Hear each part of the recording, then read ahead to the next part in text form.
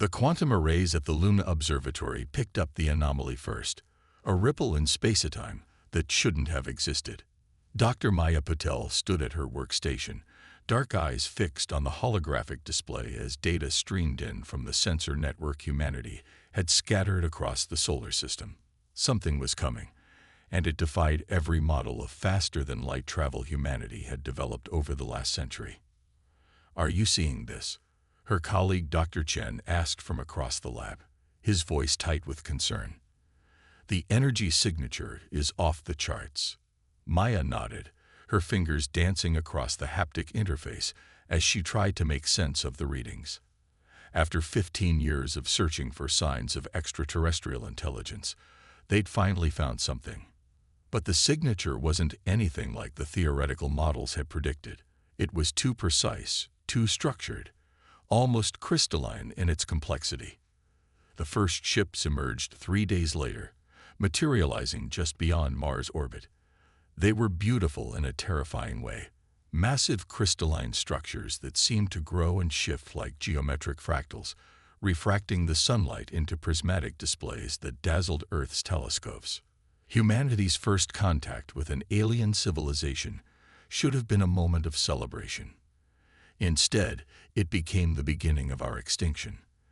The Xenith, as they called themselves, saw organic life as an aberration, inefficient, messy, and ultimately disposable. Their message was simple: surrender for optimization, or face elimination. They didn't wait for Earth's answer before they began their assault. The Solar Defense Fleet, humanity's pride and joy, lasted less than 6 hours against the Xenith's weapons. Their crystalline ships simply absorbed or redirected every attack, while their own weapons, beams of coherent energy that somehow violated the laws of thermodynamics, cut through human ships like they were made of paper. Maya watched from the observatory as humanity's greatest achievements were systematically dismantled. The orbital defense platforms, the Mars colonies, the asteroid mining operations, all fell within the first week. But even as civilization teetered on the brink, she couldn't shake the feeling that she was missing something crucial in the data. "We need to evacuate," Security Chief Roberts insisted, standing in her lab 2 weeks after first contact. "The lunar facilities are being targeted. We have less than 48 hours."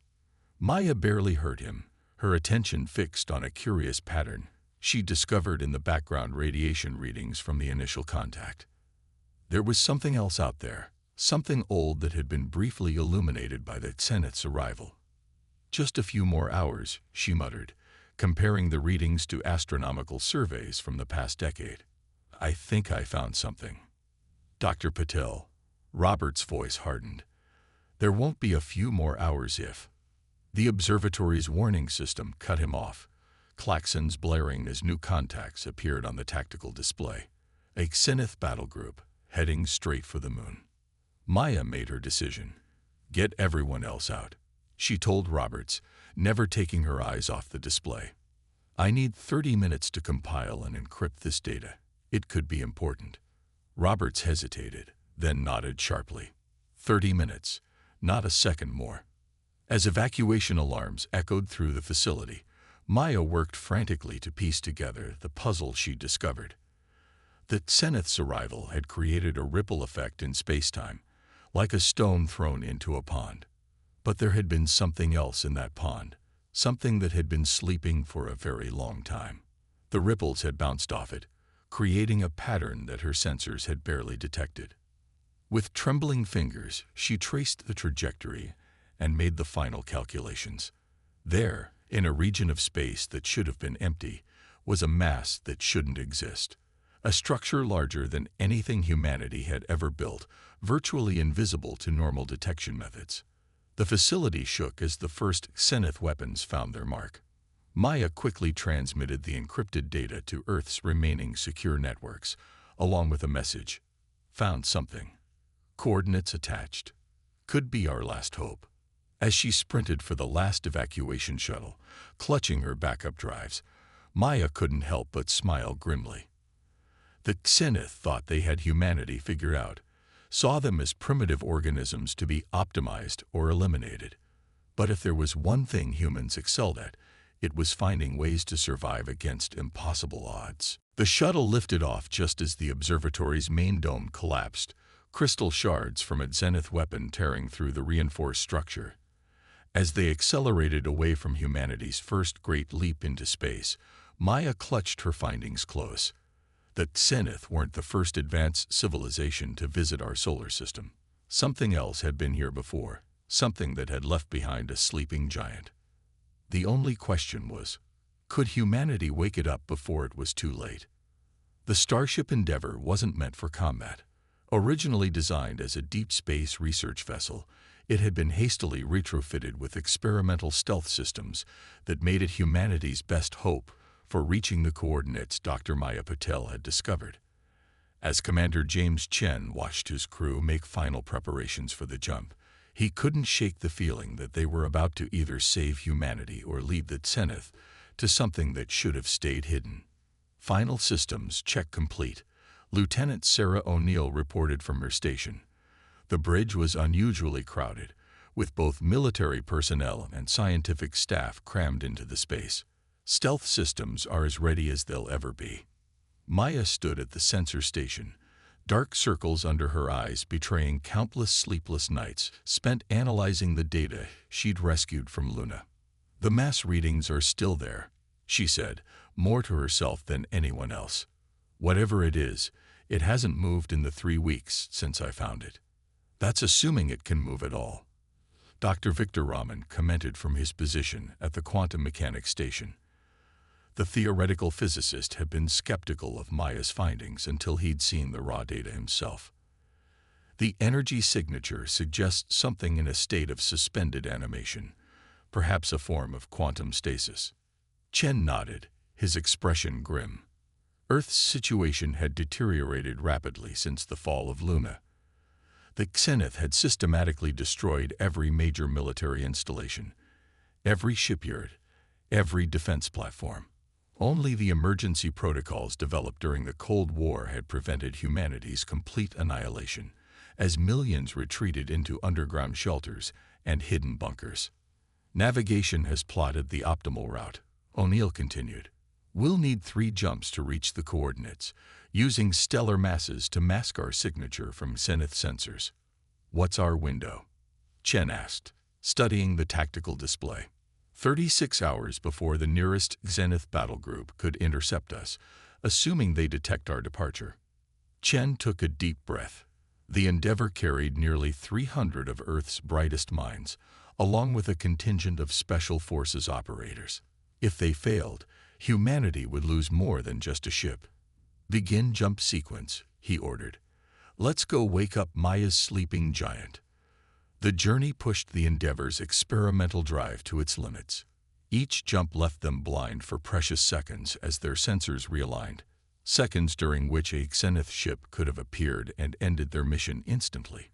But luck, skill, or perhaps something else seemed to be on their side. They reached the coordinates 19 hours later, in a region of space that should have been empty. Instead, they found something that defied explanation. "My God," Victor whispered, staring at the main viewport. "It's actually here." The structure hung in space like a sleeping leviathan, its surface a maze of geometric patterns that seemed to shift and flow even as they watched. It was massive, easily dwarfing the largest ships humanity had ever built. But what truly caught Chen's attention was its design, organic yet mechanical, like something grown rather than constructed. "No signs of active power signatures," Sarah reported, her voice tight with tension. "But these readings, Commander, it's like the whole thing is in some kind of quantum superposition. It exists and doesn't exist at the same time." Maya was already pulling up comparison scans. "The surface patterns match what we saw in the zenith ships, but they're different somehow. More complete. It's like looking at a master's work after seeing the student's imitation." "We're picking up a cavity near what appears to be the central mass," one of the sensor operators announced. "Could be an entry point." Chen studied the tactical display, weighing their options. They had no way of knowing if the structure was truly dormant or if approaching it would trigger some ancient defense system. But they were running out of time, both for the mission and for humanity. "Prepare a boarding team," he ordered. "Dr. Patel, Dr. Raman, you'll accompany the first group. Lieutenant O'Neill, you have the bridge." As they suited up in the airlock, Maya couldn't shake the feeling that the structure was watching them. The patterns on its surface had begun shifting more rapidly as they approached, like ripples spreading across a pond. "Look at this," Victor said, holding up his quantum scanner. "The structure's quantum state is becoming more defined. It's like it's waking up just from our presence." The boarding shuttle detached from the Endeavour, crossing the void in silence.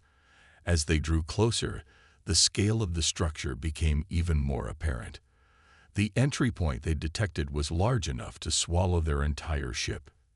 "Anyone else feel like we're flying into the mouth of a sleeping dragon?" one of the Special Forces operators asked over the comm. Chen smiled grimly behind his helmet visor. "Let's just hope it's friendly when it wakes up." The shuttle's lights illuminated patterns within patterns, fractals that seemed to respond to their presence. As they approached the entry point, the seemingly solid surface simply parted, like water making way for a stone. "That's impossible," Victor breathed. "The energy required to manipulate matter at this scale." "Welcome to the impossible," Maya replied, her eyes fixed on the opening ahead. "I think that's going to be the theme of the day." As the shuttle passed through the opening, none of them noticed that the patterns on the structure's surface had begun pulsing in perfect synchronization with their heartbeats. The sleeping giant wasn't just waking up, it was reading them, measuring them against criteria set down eons ago by its long-vanished creators. The true test was about to begin.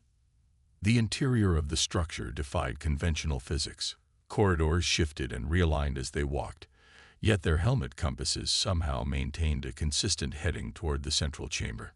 Gravity remained constant despite no visible means of generation, and the air that had rushed in when they opened their helmets was pristine, as if the structure had been waiting for them. "These patterns," Maya said, running her scanner along a wall that rippled at her touch. "They're not just decorative. They're like circuit pathways, but operating on a quantum level I've never seen before." Victor nodded, his own instruments recording data that would take years to fully analyze, assuming humanity had years left. "It's like the entire structure is one massive quantum computer, but the architecture—" He shook his head. "It makes our most advanced systems look like stone tools." Commander Chen kept his tactical focus, leading their group through the ever-shifting corridors. 4 Special Forces operators moved with practiced precision, while Maya and Victor continued their analysis. The structure's internal space seemed to expand far beyond what its external dimensions should have allowed. "Contact." The point operator suddenly raised his fist, freezing the group in place. Ahead, something moved in the shadows, a shimmer of light that coalesced into a humanoid form. "Hold fire," Chen ordered sharply as the figure stepped forward. It was translucent, clearly some form of hologram, but its appearance struck them all silent. It looked human. The hologram spoke, its voice resonating not through the air, but directly in their minds. Genetic recognition protocols verified. Quantum consciousness patterns accepted. Beginning initialization sequence. Maya stepped forward, her heart pounding. "We're looking for a way to save our species," she said. "We're under attack by—" "The crystal ones have returned," the hologram interrupted, its form flickering. "As was predicted, you have awakened us at the appointed time." The corridor around them suddenly blazed with light, patterns that had seemed dormant now pulsing with energy. Victor's quantum scanner overloaded with a sharp crack, but he hardly noticed, transfixed by the transformation occurring around them. "What are you?" Chen asked the hologram. "What is this place?" "We are the legacy of those you would call the architects," the hologram replied. "This facility is one of many left to guard against the emergence of crystalline intelligence in this galaxy. We were seated here long ago, waiting for inheritor species to achieve sufficient advancement." The structure shuddered, and new passageways opened around them. Through them, they could see vast chambers filled with technology that seemed to blur the line between organic and mechanical, all of it humming with awakening power. The crystal ones believed themselves to be the peak of evolution. The hologram continued. They seek to optimize all life into their image, unable to comprehend that their path is one of many, not the only way forward. We were left to ensure balance. Maya's scanner suddenly picked up massive energy spikes throughout the structure. "Something's happening," she reported, trying to make sense of the readings. "The quantum field is expanding." The hologram nodded. "The initialization sequence has begun. But to fully activate this facility's capabilities, we require direct neural interface with compatible consciousness patterns. Your species has been deemed compatible. You need one of us to connect with you," Chen asked, his tactical training warring with the scientist in him. "Not one. All of you. This facility was designed to operate in symphony with organic consciousness. The crystal ones cannot comprehend this form of interface. It is their fundamental weakness." Before anyone could respond, alarms blared through their helmet comms. Lieutenant O'Neill's voice crackled with urgency. "Commander, multiple Xenith signatures just appeared at the edge of the system. They're on an intercept course." The hologram's form became more solid, more urgent. "You must decide quickly. The interface process cannot be reversed, and it will change those who participate. But without initialization, this facility cannot defend against the crystal ones." Maya stepped forward again, her voice firm. "I'll do it. This is what I've been working toward my whole life, understanding the fundamental nature of consciousness and its role in the universe." Victor moved to stand beside her. "The quantum mechanics involved are beyond anything we theorized. I need to see this through." Chen looked at his team, saw the same determination in their eyes. The Xenith had pushed humanity to the brink of extinction, believing them to be simple organisms that could be optimized or eliminated. Now, on the edge of space, they had found something that suggested humanity's potential was far greater than anyone had imagined. "We all go," Chen decided. "Lieutenant, begin evacuation procedures for the Endeavor. Get our people clear." "What about you, sir?" Chen watched as the chamber around them continued to transform, technology older than human civilization awakening at their presence. "We're about to give the Xenith a lesson in human optimization."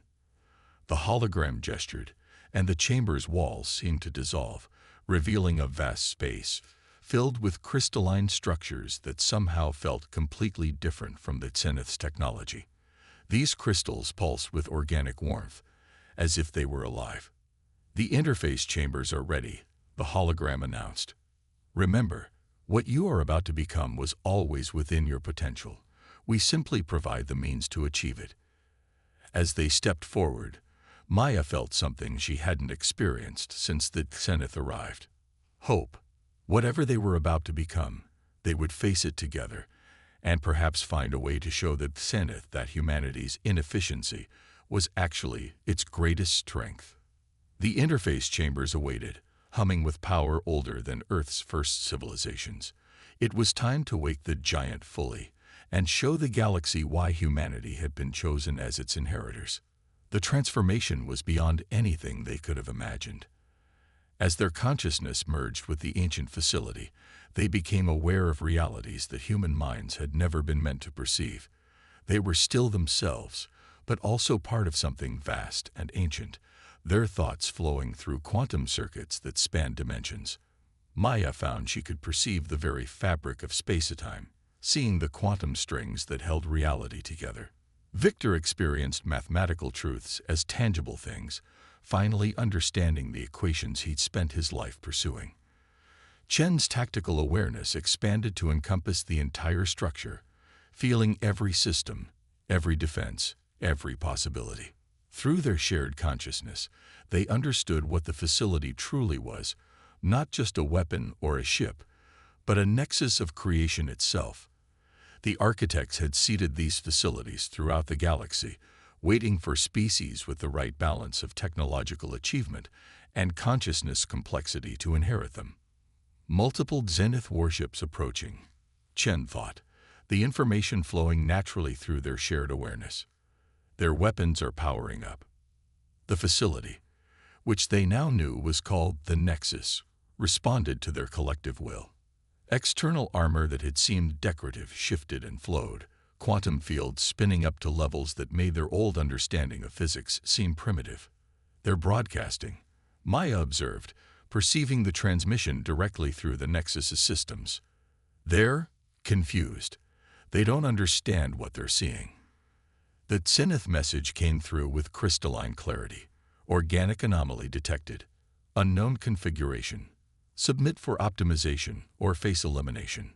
Through their shared consciousness, the team felt something like amusement from the ancient systems around them. The Zenith, for all their advancement, were following a predictable path, one the architects had seen countless times before. Let's show them what true optimization looks like, Chen thought, and their collective will transform into action. The Nexus's outer layers began to shift, not just physically but quantumly, existing in multiple states simultaneously. The approaching Zenith ships fired their primary weapons, the same devastating beams that had torn through Earth's defenses. But the beams never reached their target. The Nexus's quantum fields caught the energy and redirected it through higher dimensions, turning the Zenith's own power against them. 3 crystalline ships shattered instantly, their perfect structures unable to handle the complexity of their own weapons turned back upon them. Their consciousness is networked, Maya realized, perceiving the quantum signatures that linked the Zenith ships. They think as one. That's why they can't adapt quickly enough. They've optimized themselves into a corner. The remaining Zenith ships began to retreat, but the Nexus was fully awake now. Streams of quantum energy pulsed outward, not destroying the crystalline ships but transforming them, introducing chaos into their perfectly ordered systems. Through their connection to the Nexus, the team could sense the Zenith's confusion turning to fear, an emotion they had thought themselves incapable of experiencing. Their perfect crystalline forms began to fragment, not into destruction but into complexity. The architects didn't build weapons, Victor understood suddenly. They built tools of evolution. The Zenith aren't our enemies. They're stuck, frozen in what they think is perfection. Maya felt the truth of it through their shared consciousness. The Zenith had achieved a form of technological supremacy, but at the cost of their ability to grow, to change, to evolve. They had become living crystals, perfect but static, unable to conceive of different paths to advancement. The Nexus's transformation field reached the retreating Zenith ships, and for the first time, the crystalline beings experienced something they had forgotten eons ago: uncertainty. Their perfectly ordered thoughts began to branch, to explore new possibilities. They're sending a new transmission, Chen observed, system-wide, to their entire fleet. The message was different now, filled with confusion and possibility. EROR. Optimization parameters CHALLENGD. Revaluation required. New variables DETTE. Through the Nexus, they could feel the ripple effect spreading through the Zenith fleet. Ships that had been about to glass Earth's surface suddenly paused, their perfect crystalline forms beginning to shift and change as new possibilities emerged in their collective consciousness. It's not just affecting their ships, Maya realized. The Nexus is changing their fundamental consciousness patterns. We're not destroying them. We're helping them break free from their self-imposed limitations. The architect's legacy was becoming clear. They hadn't created superweapons to destroy civilizations that took wrong turns in their evolution. They had created tools to help them find new paths, to break free from dead ends of development. As the transformed Zenith ships began to retreat in earnest, not in fear but in desperate need to understand what they had become, Chen felt a new presence emerging in their shared consciousness. The Nexus was receiving signals from other facilities scattered throughout the galaxy, awakening after eons of sleep. Humanity hadn't just found a way to save itself. They had inherited the role of galactic gardeners, tasked with helping life throughout the galaxy break free from evolutionary dead ends and find new paths forward. The war wasn't ending with humanity's destruction or the Zenith's defeat. It was ending with the beginning of something far more interesting, the next chapter in the story of life itself. 3 months after the awakening of the Nexus, Earth's skies had changed. Where once Zenith warships had threatened humanity's extinction, now something else hung in orbit. Massive structures that combine crystalline precision with organic fluidity, neither purely mechanical nor purely biological, but something wonderfully in between.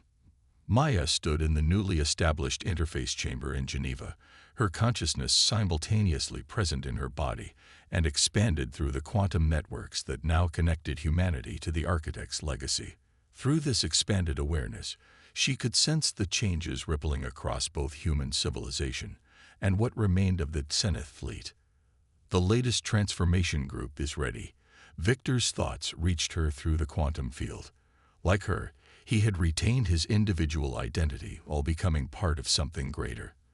Their consciousness could expand into the network or contract to normal human awareness at will, a flexibility that Zenith were only beginning to understand. The transformation group he referred to was the latest batch of Zenith who had chosen to undergo the awakening process.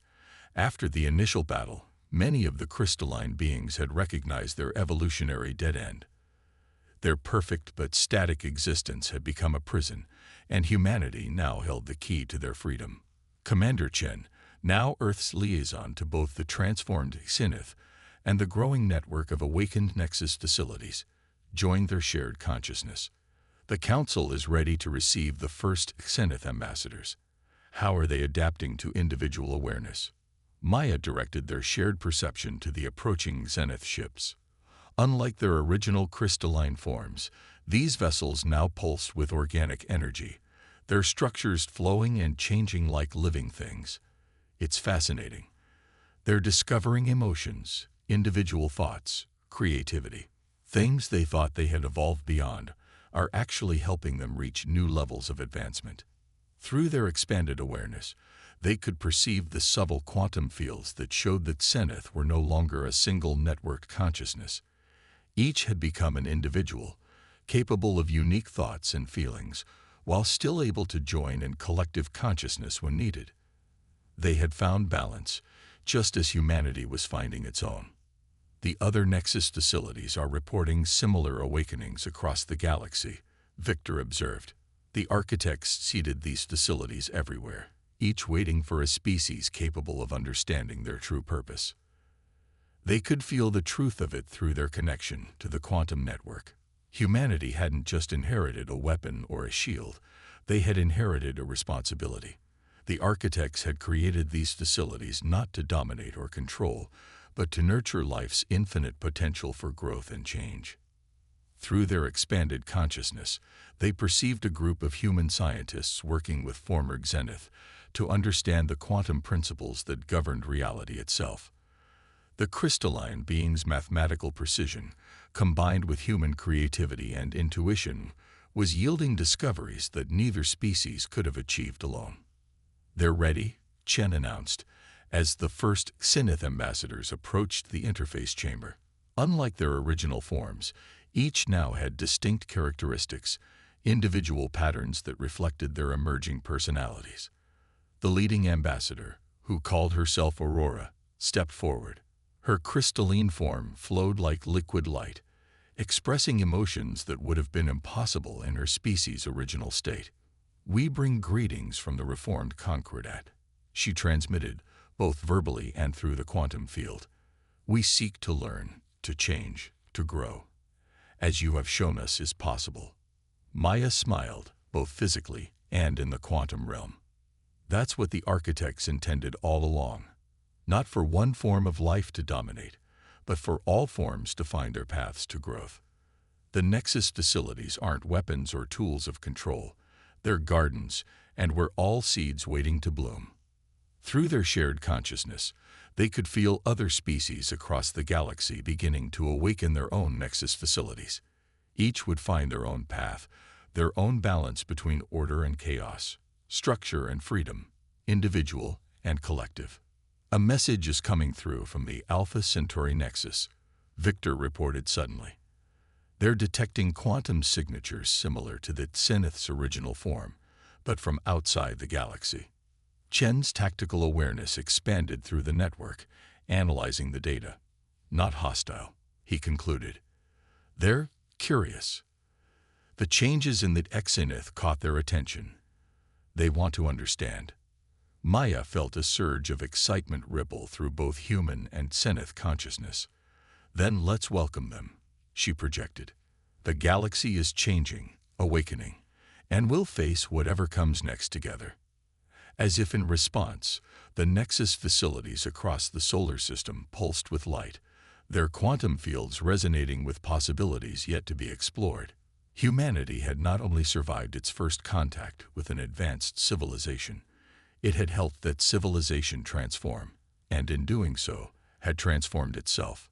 The architect's greatest gift hadn't been technology or power, but understanding. The knowledge that true advancement came not from pursuing a single path to perfection, but from embracing the infinite possibilities that arose when different paths converged and combined in new ways. As Maya watched the transformed Zenith ambassadors join the Human Council, she felt the quantum network's pulse with potential. The war was over, but the real adventure was just beginning. Humanity had inherited the stars not as conquerors or victims, but as gardeners of consciousness itself, tasked with helping life throughout the galaxy achieve its full potential. And somewhere, in the quantum fields that connected all things, she sensed the architect's approval. Their seeds had finally bloomed, and the garden they had planted so long ago was about to yield wonders beyond imagination.